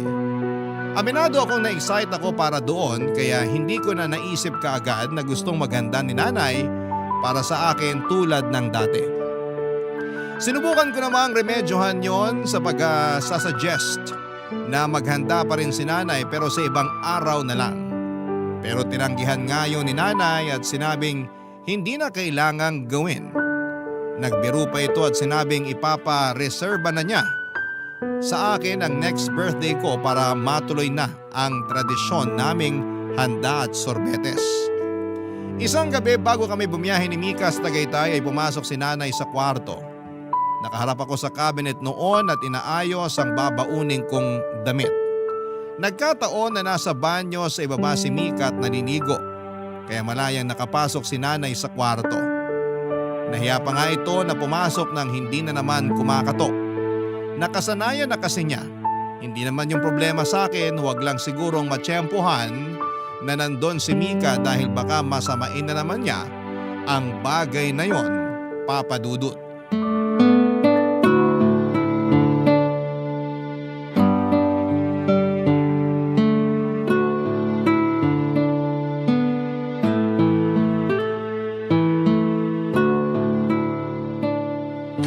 Nathan? Nay, Nakalimutan ko na namang kumatok.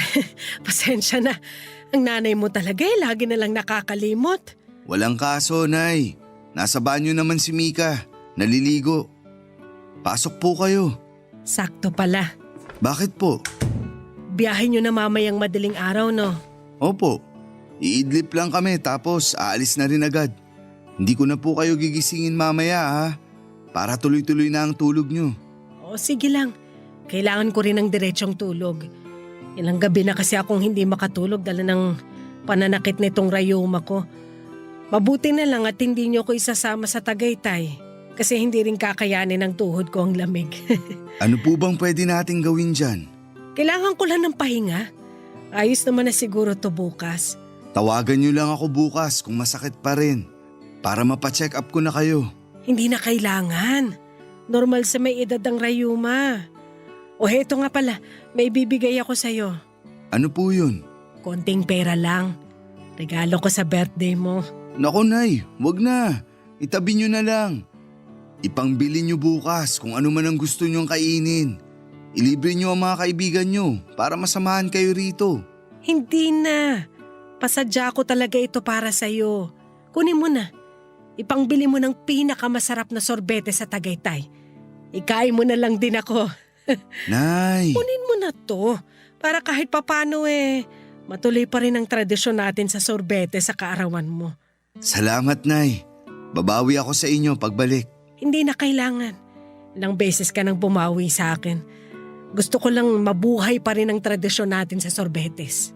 Uuwi kami agad Nay. Makakasalo nyo pa kami sa hapunan. Salamat naman kung ganon. Nathan! Tita, nandito pala kayo sa kwarto namin. Dumaan lang ako para kunin kung may labada pa kayo para malaban ko na bukas.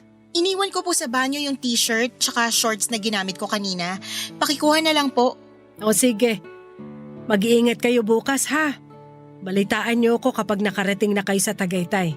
Opo Nay, matulog na po kayo para maipahinga na rin ang rayuman nyo. Mabuti pa nga. Happy trip sa inyo mamaya. Salamat po Nay. Lalabas na ako. Kumatok bang nanay mo bago pumasok dito? Oo naman, sinanay pa ba? Akala ko kung basta-basta na lang pumasok dito Mika, may sorbetes ba sa restaurant na kakainan natin? Meron naman. Bumili tayo ha. Bakit pa? Ang lamig sa Tagaytay. Mainit na kape dapat ang piliin mo. Gusto ko kasi ng sorbetes. Ang tanda mo na para sa sorbetes. Matulog na tayo. Maaga pa tayong babiyahe mamaya. Ay, pakitext nga palang nanay mo. Pakisabi, kumukulay yung t-shirt ko sa banyo. Ihiwalay niya paglalabhan. Lumabas ako ng kwarto para kunwari ay bibilinan si nanay tungkol sa t-shirt ni Mika na kumukulay. Pero nagtungo ako sa banyo para kunin ang t-shirt na yon. At ako na mismo ang magbababad. Hinintay ko na lumabas ang kulay at saka iniwan na sa banyo para makita ni nanay na kumukulay yon. Ayoko na rin kasing istorbohin pa si nanay lalo't kailangan niyang magpahinga. Hindi na ako nakatulog kahit nakahiga na kami parehas ni Mika. Iniisip ko pa rin si nanay. Naaawa ko sa kanya dahil maiiwan siyang mag-isa sa bahay sa mismong birthday ko. Iyon ang unang beses na magiging mag-isa siya sa bahay sa birthday ko. Alam kong malulungkot siya pero hindi ko na rin kasi alam ang gagawin. Gustuhin ko man siyang isama sa Tagaytay pero tinanggihan na niya at gusto rin ni Mika na masolo ako. Hindi ko na alam kung saan ako lulugar. Nahihirapan ako. Sa biyahe pa lang namin ay napansin na ni Mika na parang hindi ako masaya. Nagtanong siya sa akin pero sinabi kong kinulang lamang ako sa tulog. Hindi naman na muling nagtanong si Mika. Nang makarating na kami sa Tagaytay ay nagbago na ang mood ko. Na-enjoy ko naman ang lugar lalo't maraming puno at malamig pa ang hangin. Nagsimula na rin kaming kumain sa restaurant na pinagdalhan sa akin ni Mika. Pagkaabot sa akin ng menu, hinanap ko kaagad kung merong sorbetes pero hindi raw available ng gabing yon. Nalungkot na noon ang pakiramdam ko. Pero hindi ko yon pwedeng ipahalata kay Mika. Kaya naman after naming kumain sa resto ay nakiusap ako kay Mika na dumaan kami sa isang 24/7 convenience store para makabili. kahit na anong klase ng ice cream. Pinagbigyan naman niya ako. At bago matapos ang birthday ko ng gabing yon ay napangiti ako dahil nakakain pa rin ako ng sorbetes. Papadudot, natuloy pa rin ang tradisyon namin ni Nanay. Barangay Love Stories. Barangay Love Stories.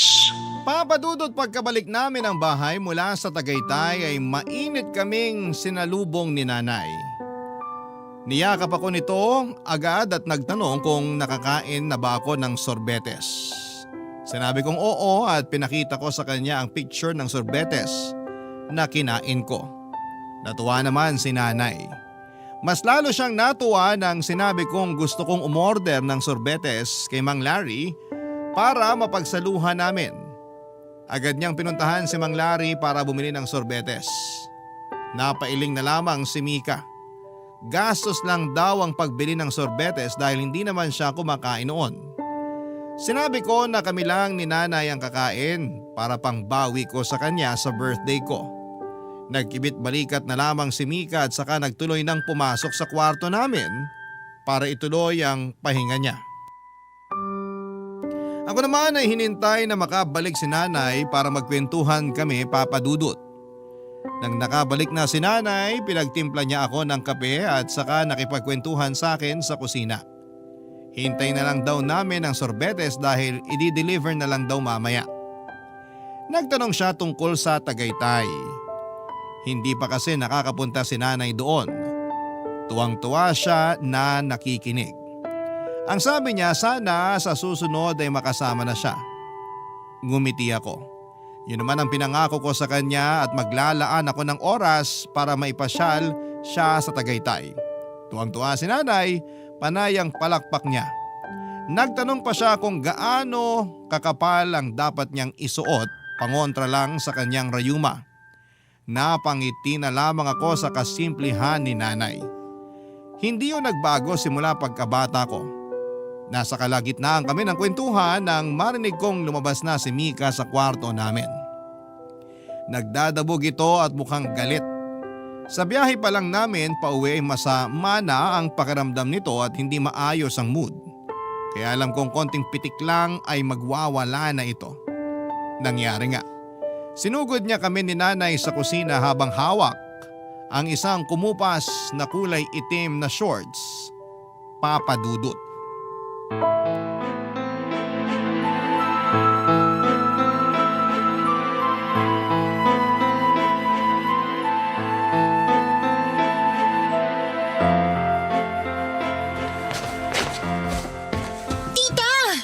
Ano yun? Bakit kumupas ng ganito tong black shorts ko? Kung hindi ko pa chinek ang mga nilaban yung damit ko, hindi ko pa makikitang sinira yung shorts ko. Naku, hindi ko napansin. Patingin nga at Paano hindi nyo napansin kayong naglalaban ng damit ko?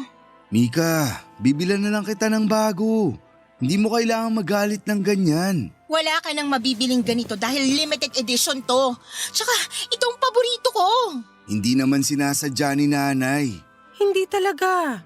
Akala ko design yung pagkakakupas. Ang tagal nyo nang naglalaban ng damit ko, hindi nyo pa rin alam na hindi to design ng shorts ko? Mika. Hindi ko nga rin alam kung bakit hindi ako nakakatanggap ng thank you sa'yo sa paglalaba ko ng damit mo, lalo na ng panty mo. Bakit ako magte-thank you? Nag-aambag naman ako para sa gastusin dito sa bahay. Akong bumibili ng sabong panlaba at nagbabayad ng tubig. Pero mahirap bang magpasalamat kahit minsan? Ang hirap manalo sa'yo, no? Awat na, Mika. Sumasakit na ang ulo ko. Magkano ba yung shorts mo at babayaran ko? Kung yan ay kakapanatag ng loob mo. Hindi mo to afford, sigurado ko. Sabihin mo sa akin kung magkano. Kakayanin kong bayaran. Ipangungutang ko kung kailangan. Hahanap ako ng katulad niyan, Mika. Makakahanap tayo ng kapalit niyan. Huwag mo nang stressin ang loob mo. Paano hindi masistress? Kakauwi ko lang galing sa mahabang biyahe. Puyat at pagod. Tapos makikita ko na lang na nasira ng kulay ng paborito kong shorts. Naiintindihan naman kita. Pero nangyari na Ayokong tanggapin yung mga ganyan. Hindi pwedeng palagpasin na lang. Dapat kasi nag-iingat sa paglalabay. Kung gusto mo, sa susunod, ikaw na lang ang maglaba ng mga damit mo, lalo na yung panty mo. Pwede ko namang ipalaundry pero hindi na ako bibili ng sabong panlaba para sa mga damit nyo ni Nathan. Magkano lang naman ang sabon? Kaya ko nang bumili kahit hindi ka na mag-aambag. panira ka ng araw? Mika, wag naman ganyan. Sorry Nathan kung emosyonal ako ngayon ha. Kahit sino kasi maiinis pag may nasira sa mga paborito niya. Pasensya ka na talaga, Mika. Sa susunod, hindi ko na papakialaman ang mga labada mo. Pwede niyo pa rin namang labhan pero sana naman ayusin niyo. I-check niyo muna kung kumukupas o hindi. Siguro naman alam niyo na hindi dapat pinagsasabay ang dekolor at mga puti, di ba? Alam ko namang hindi dapat. Good! Kasi baka pati yun hindi niyo pa alam. Hindi ko alam kung anong klaseng pagpapalaki ang ginawa sa'yo ng nanay mo. Pero sa nakasanayan ng pamilyang to, hindi ka pwedeng ganyan makipag-usap sa nakatatanda sa'yo. Sa panahon ngayon, may mga matatanda na hindi na dapat nire-respeto dahil baluktot lagi ang pag-iisip. Nagmarcha si Mika pabalik ng kwarto. Iniwan niya at binalibag ang shorts sa mesa. Nagulat kaming pareho ni nanay lalo na't natapon ang kape namin. Agad na pinunasan yon ni nanay. Tutulungan ko pa sana siya pero sinabi niyang sundan ko na lamang si Mika para makapag-usap kaming dalawa, Papa Dudut. Hindi ko noon alam kung ano ang gagawin para akong naistatwa sa nakita kong ginawa ni Mika. Hindi ako makapaniwalang magagawa niya yon. Pinilit ko siyang intindihin pero bakit sa tuwing ginagawa ko yon ay mas lalo ko siyang hindi nauunawaan. Pinilit ako ni nanay na puntahan si Mika. Sumunod na lamang ako dahil parang nawala ako sa sarili dahil sa mga natunghayan ko ng mga oras na yon. Habang naglalakad pabalik ng kwarto ay napasulyap ako kay nanay. Masama ang loob niya habang nililinisan ang mesa kung saan ay natapon ang kape. Umabot na yon sa sahig. Nasaktan ako sa mga nakita ko, Papa Dudut. Kaya nagmadali na akong pumasok sa kwarto. Lumaking walang ina si Mika, inampun siya ng kanyang tsuhin na pinahirapan naman siya hanggang sa paglaki. Kaya yon lagi ang isinisiksik ko sa utak ko sa kung bakit hindi kayang makisama ni Mika kay nanay. Nakwento ko rin yon kay nanay kaya ganon kahaba ang pasensya niya kay Mika dahil naaawa ito sa nobya ko. Pero paano ba namin siya patuloy na uunawain kung hindi naman niya nahihilom ang mommy issues niya? Laging tinatanggihan ni Mika na pag-usapan at ayusin ang naging sugat nito sa kanyang ina. Galit na galit ito sa tuwing napapadako ang usapan namin sa kanyang ina. Pero sa tingin ko ay kailangan na naming ayusin yon para maging healthy na ang pakikisama niya hindi lang sa nanay ko kundi pati na rin sa ibang tao. Dahan-dahan akong pumasok sa aming kwarto at naabutan ko doon si Mika na chinecheck ang ibang mga damit niya. Noong napansin niya ako ay agad siyang nagsumbong sa akin, Papa Dudut.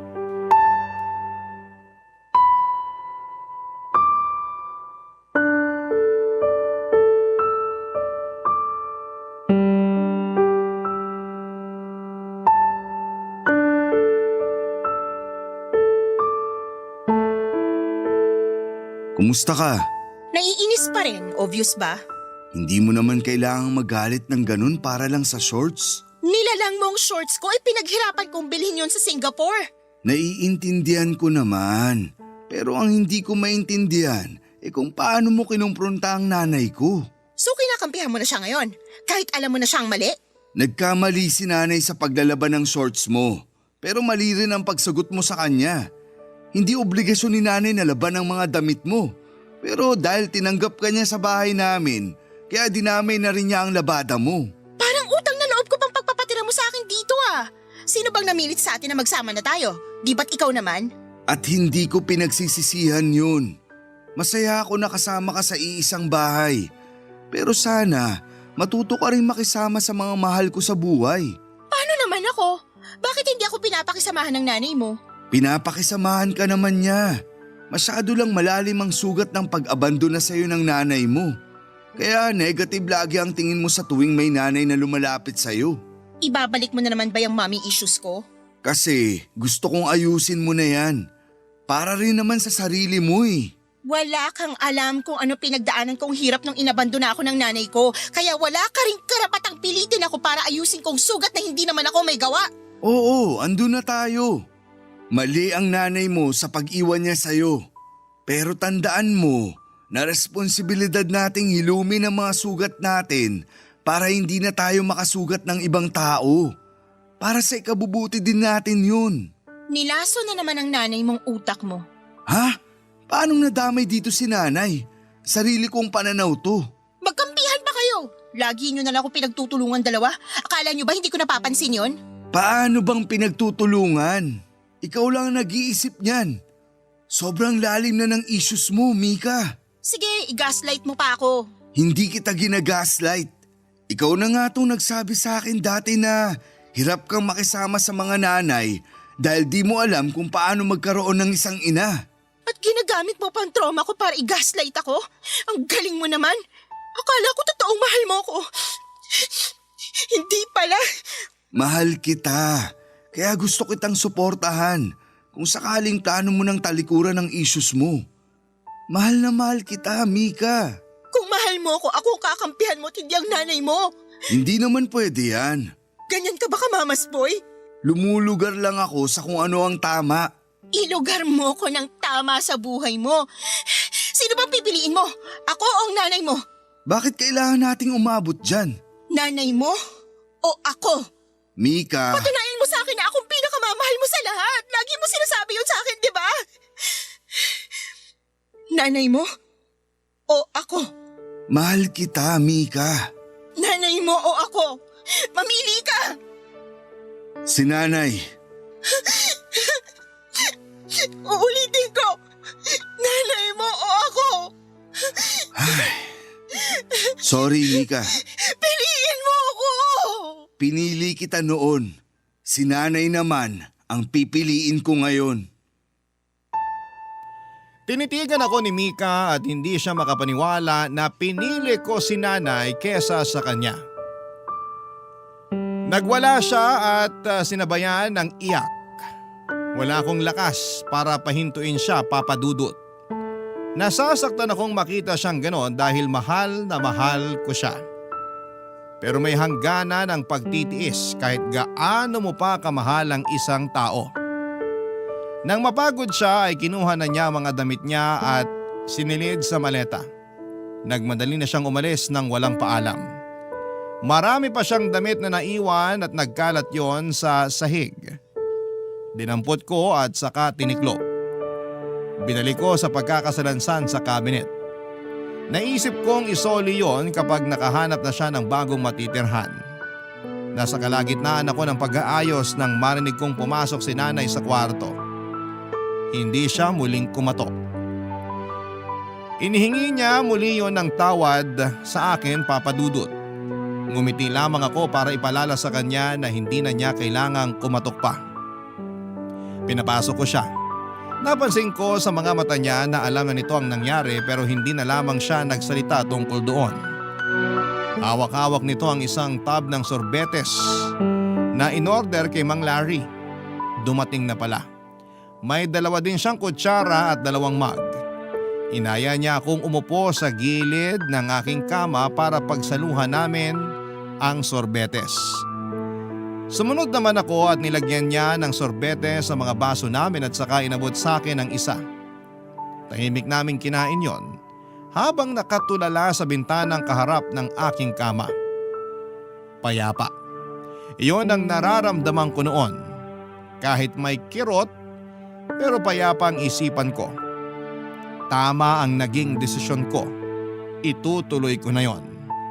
Maraming salamat po sa pagtampok ng aking kwento sa inyong programa at sana'y nakapagdala ako ng aral sa lahat ng mga nangangailangan.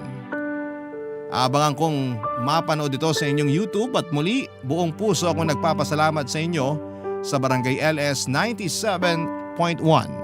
Ang inyong kabarangay forever, Nathan. Nagustuhan ng iyong napakinggan? Ituloy yan via live stream sa www.gmanetwork.com/radio.